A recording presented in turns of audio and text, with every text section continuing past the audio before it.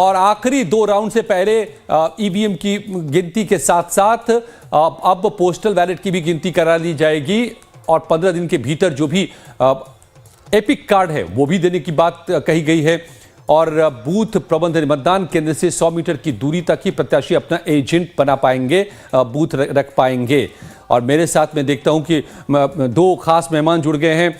वरिष्ठ पत्रकार अवधेश कुमार जी जुड़ गए हैं और दिलीप सिंह साहब एडिटर इन चीफ मेरे साथ लाइव टाइम्स के जुड़ गए हैं। आप दोनों का बहुत बहुत स्वागत है। सबसे पहले अवधेश जी, आपका रिएक्शन 2 चरणों में, पिछली बार 3 चरणों में कोविड के समय में कराए गए थे, उसके पहले 5 चरणों में, इस बार 2 चरणों में, क्या वजह आपको लग रही है? नहीं, देखिए, यह आलोचना चुनाव आयोग की मैं तो हमेशा उठाता रहा हूं लंबे समय से कि इतने लंबे दौर में न लोकसभा का चुनाव होना चाहिए, न विधानसभा का चुनाव होना चाहिए।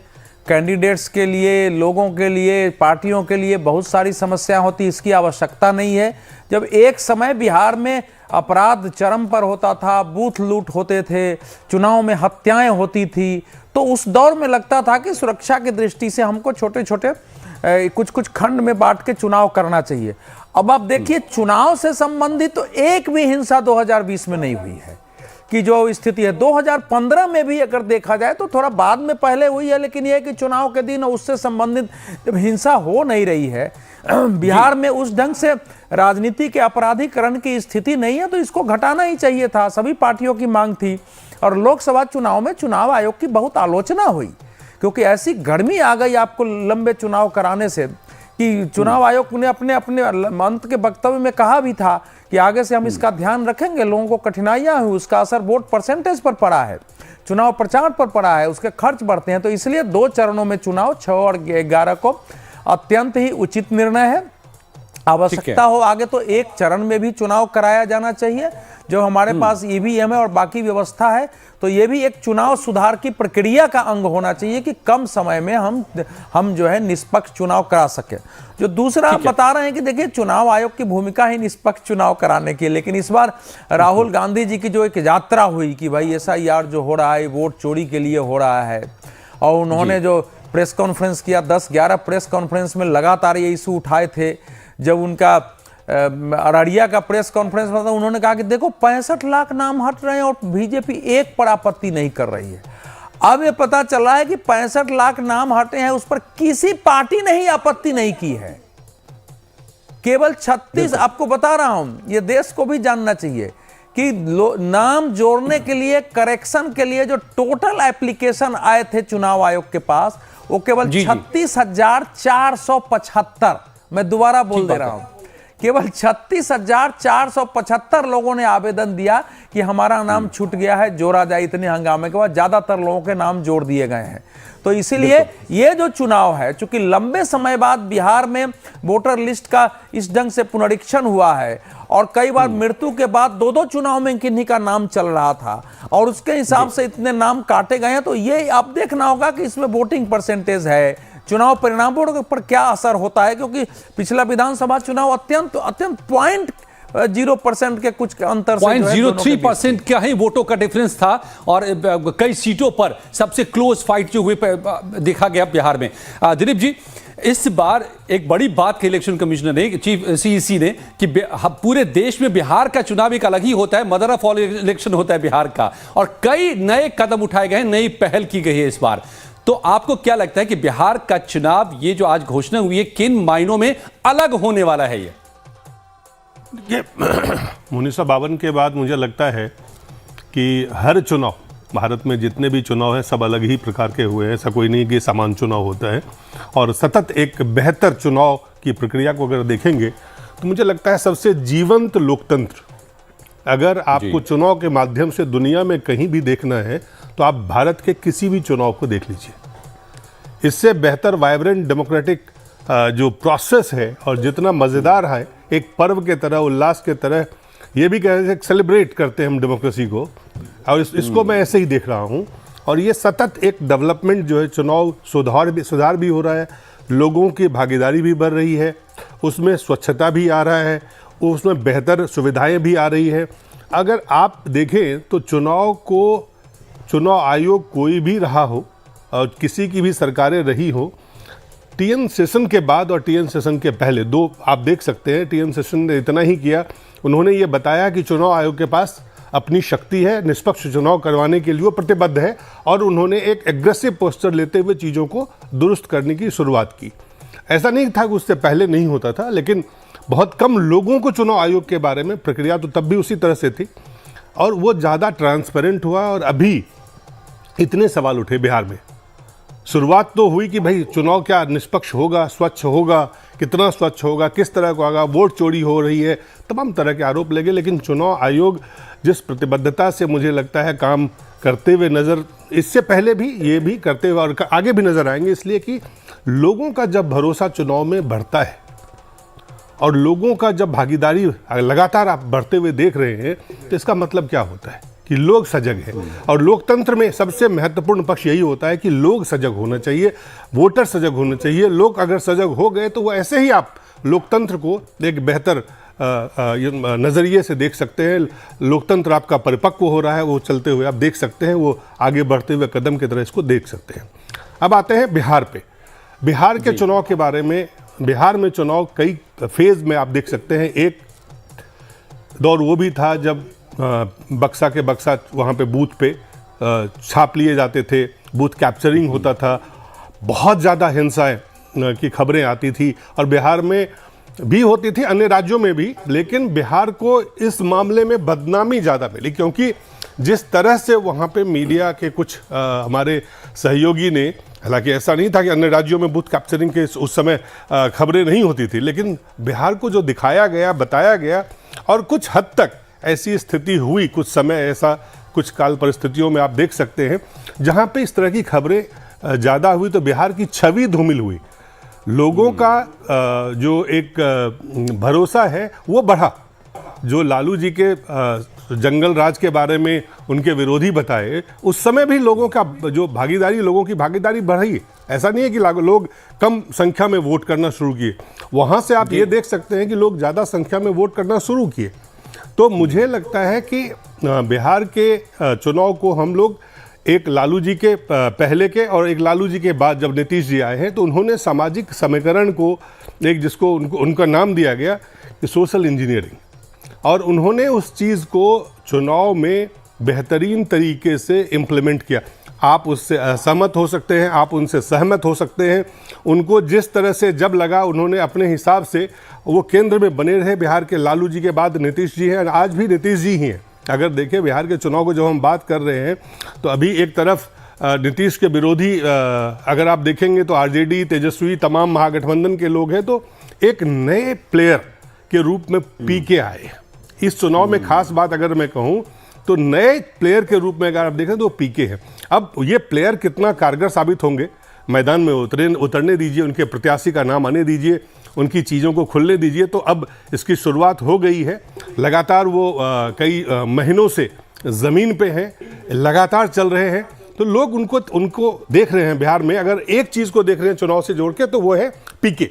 पीके सबसे बड़े अट्रैक्शन बहुत सारे लोग उनके लिए है, खास करके जो बिहार के बाहर भी हैं और जो बिहार में भी, वो भी ये देख रहे हैं कि ये करेंगे क्या, क्या करने वाले हैं, क्या कुछ कर पाएंगे। एक जिज्ञासा भी है और कई सवाल भी हैं। तो वो पीके को लेके है, नीतीश जी को लेके भी सवाल ही हैं। क्या वो स्वस्थ हैं, कितने स्वस्थ हैं? उनके विरोधी कह रहे हैं कि वो अचेत मुख्यमंत्री हैं, जो उनके विरोधी लगातार कह रहे हैं। कई वीडियोज ऐसे आए हैं जिनको लेके सवाल उनके स्वास्थ्य पे खड़ा हुआ है। तो वो एक पक्ष है, लेकिन सबसे मजबूत अगर राजनीतिक खिलाड़ियों के रूप में देखेंगे तो भारतीय जनता पार्टी इस चुनाव में नीतीश जी के साथ सिर्फ खड़ी नहीं है, संपूर्णता से तैयारियों के साथ बीजेपी अगर देखेंगे आप, तो उनका तो वैसे भी संगठन जो है ज़मीन तक है, बूथ तक है, और उसको वो लगातार उस पर काम करते आ रहे हैं। बीजेपी के तमाम मंत्री, नेता, प्रधानमंत्री एकदम फोकस्ड अप्रोच लेके उन्होंने बिहार को केंद्रित किया हुआ है कि बिहार चुनाव, हालांकि नरेंद्र मोदी जी और अमित शाह जी के आने के बाद कहा जाता है कि Bharatiya Janata party 24/7 election mode में वो रहते हैं, और इसकी तैयारी का जो अगर देखें आप किसी भी पार्टी के तरफ से देखें, तो सबकी इस बार पार्टी के तमाम दलों की तैयारियां उसी तरह से है। राहुल गांधी, प्रियंका गांधी उतर के जाते हैं वहाँ पे, बिहार में सड़कों का पे रहते हैं, दौरा करते हैं। आज से पहले याद करिए कांग्रेस के किस सबसे बड़े नेता ने बिहार में, मुझे तो याद नहीं है, अवधेश जी को याद हो या किसी आप लोगों में से किसी के याद हो कि इतना समय पहले किसी कांग्रेस के नेता ने ज़मीन पे उतर के लगाया हो। तो ये चुनाव बड़ा ही इंटरेस्टिंग है, आकर्षक है। और बिहार में लोग चूँकि पॉलिटिक्स को कहते हैं कि बिहार में हर चौक चौराहे में, हर खाने में, हर चाय पीने में, हर भूजा में, हर जगह पे चुनाव जो है, पॉलिटिक्स जो है वहाँ का एक जीवन बिहार के तो रग रग में पॉलिटिक्स है जी। और तो इसलिए मुझे लगता है कि ये चुनाव ऐसा है जो मुझे लगता है बहुत ही आकर्षक रहेगा। और इस समय टेलीविजन दर्शक के साथ डिजिटल जो हमारे देखने वाले यूजर्स हैं उनके लिए भी एक जो एक्सपेरिमेंट मैं कहा ना, पीके एक आकर्षण है। केजरीवाल के बाद लोग देश में देखना चाहेंगे कि दिल्ली के बाद क्या एक ऐसा कोई प्रयोग बिहार जैसे परिपक्व राजनीतिक माहौल में सफल हो पाएगा। एक सवाल है और बड़ा सवाल है।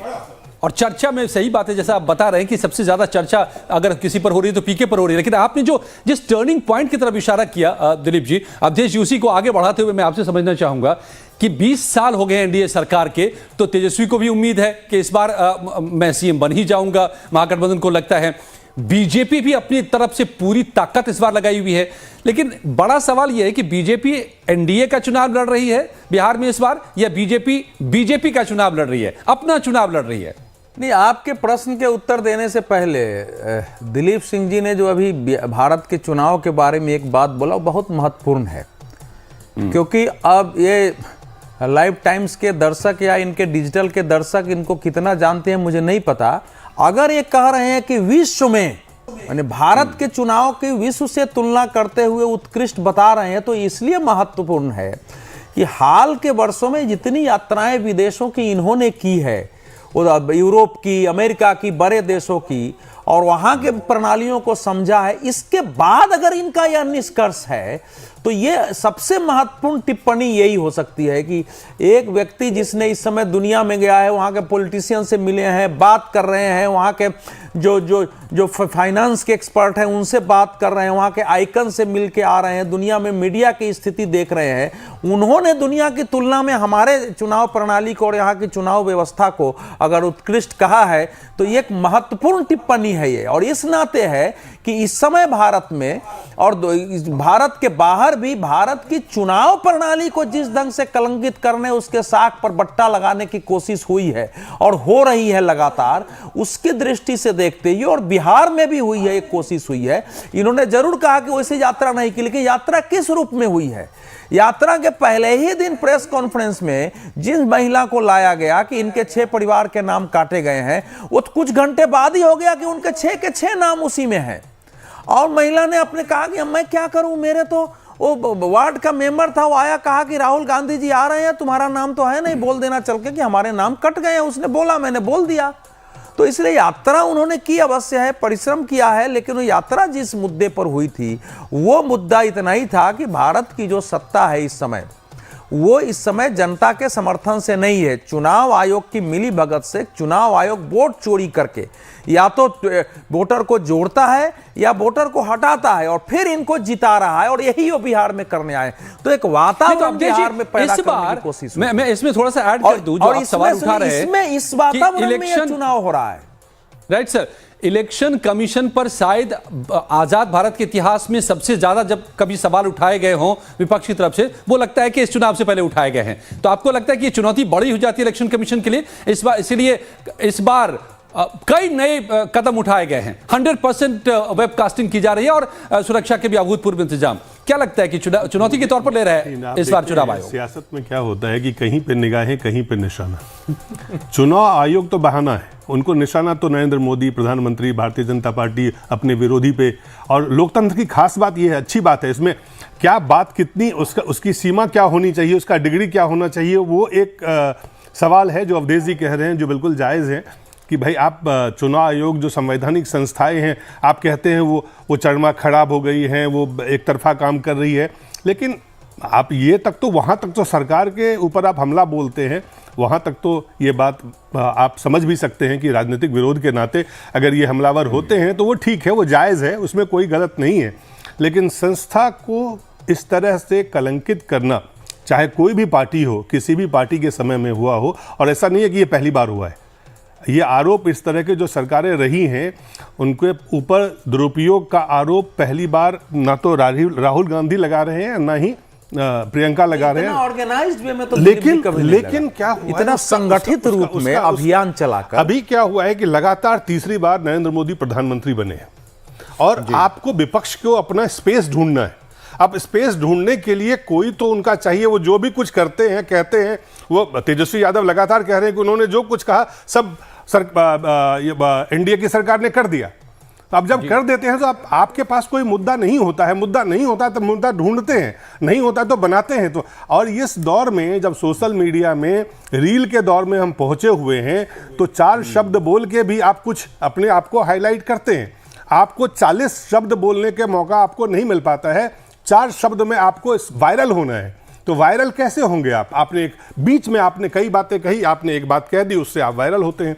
तो इस युग में जब आपको सियासत करना है, जब आपको डिजिटल वॉर में, कम्युनिकेशन वॉर में इलेक्शन एक युद्ध के तरह पार्टियां लड़ती है, और अच्छी बात है, उसमें कोई बुरी बात नहीं है। खाली ये हो कि दुश्मनी की हद क्या होनी चाहिए ये ज़रूर तय कर लेना चाहिए।